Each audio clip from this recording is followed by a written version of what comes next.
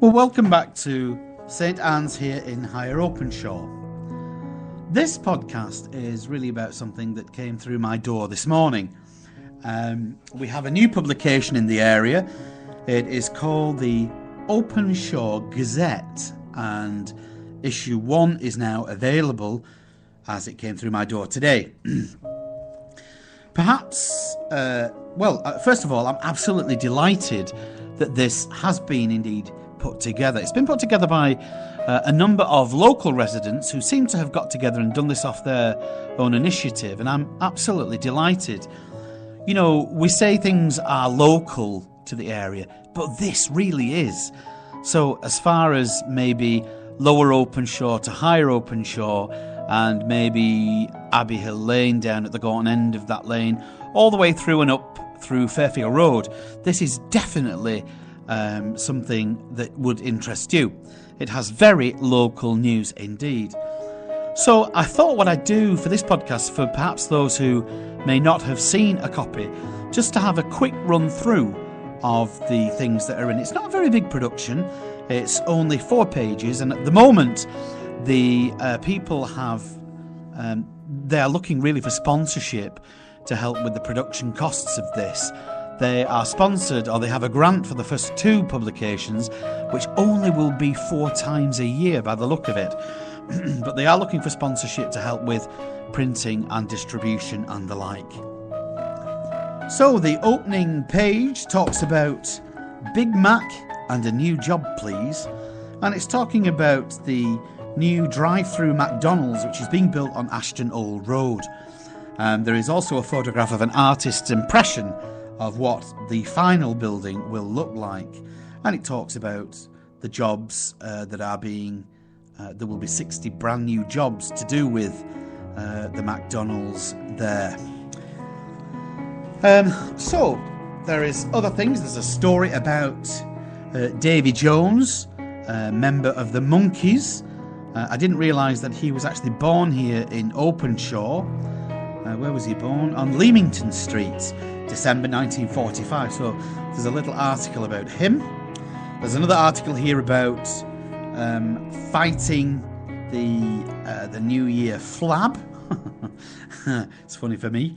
It talks about doing more exercise, eating less junk. And then there's a little bit more about don't go it alone. And there is, of course, here at St Anne's in Higher Openshaw, Slimming World meets and makes the use of our facility here of our parish hall. There's also something about jobs galore for West Gorton. Another 500 new jobs are on the way to East Manchester as the Sharp project plans a new development in West Gorton.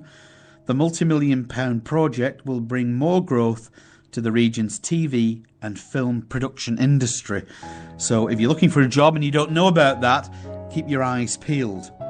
There is another little article about a brand new mountain bike trail that is being worked on. It's 10.5 kilometres long, nearby to Clayton Vale Nature Reserve. And again, keep your eyes peeled for more news on that.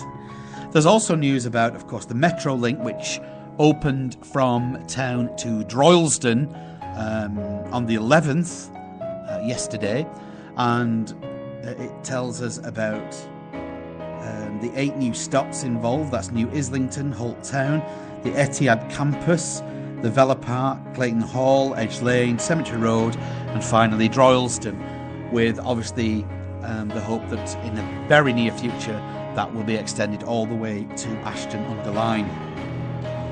What else is here? There's all sorts of bits of bats. There's another bit here about half-term activity events for children. There is free face painting, bouncy castles, as well as arts and crafts, and among other activities on offer. And that's at Manchester Settlements, and that's their next Community Fun Day. That it doesn't give a date for that, but I'm sure it will be over the half-term.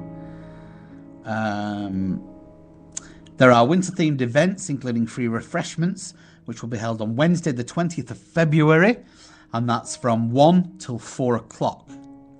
All residents are welcome to attend. There's another article about baby and toddlers fun at Clementunes, and that's a baby and toddlers club that's coming, that works from St Clement's Church. If you want any more information on any of these, I'll give the email address and the telephone number at the end of this podcast. There's also another article about 393 miles for Just Life. Just Life is a central national road which provides support to the vulnerable and those with complex and critical needs. And 15 people, including 2 local residents, will actually be running the Brighton Marathon in April to raise funds for the work of Just Life. So if you'd like to help out by sponsoring them, once again, you can get in touch with them, with the organisers of this paper, using their email. On the back page, there's an old photograph of Vernon's Price Down store, and that's the junction of Ashton Hall Road where it meets Fairfield Road. I think, Sunderland's Pet Shop is now on that spot, but this is an old photograph and an article that goes with it from 1964. Also, I want to read you this particular little bit. It's calling all Delamere Park residents. If you live in or near Delamere Park, your help's needed. New members are wanted to join the local residents group. They've done plenty of work over the years, and from hanging baskets and plants for local residents to Christmas decorations on Ashton Hall Road. So if you'd like to get involved or find out more, you can ring Angela on 07762 057 566. And the last thing talks about the feeding of the 500, and this is the great work that's been done over the Christmas period by Openshaw's Salvation Army. And there's a little article about the charity shop, which is open now in Openshaw. And if you'd like to read that again, get hold of a copy of the Gazette.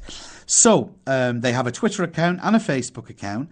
So you can find them on Twitter, and their account is at Openshaw Gazette. And their Facebook account is www.facebook.com/OpenshawGazette.news. And their email address is openshawgazette@gmail.com. And they have a 24-hour voicemail service, and that is on 07838 862 184. And there's a little note from the editors which just says, "We really hope that you've enjoyed this first edition of the Openshaw Gazette. Let us know what you think so that we can improve it for next time. And for more regular news, views and updates on what's going on locally, make sure that you like our Facebook page or follow us on Twitter. We can't wait to hear from you." So that's a basic overview of what's in there. And like I said, I'm really delighted. And I emailed them this morning, thanking them for their efforts and for the great production that they have put together. Also passing on information about some of the things that are happening here at St Anne's, such as the ad hoc things and the Lent Beggarman's lunches, the free art class that we have, Slimming World, as already has appeared in the Gazette, the karate, and a few other things. So that's me done for the time being, and I hope you are able to get hold of a copy of our very newest and very local Openshaw Gazette. Until next time.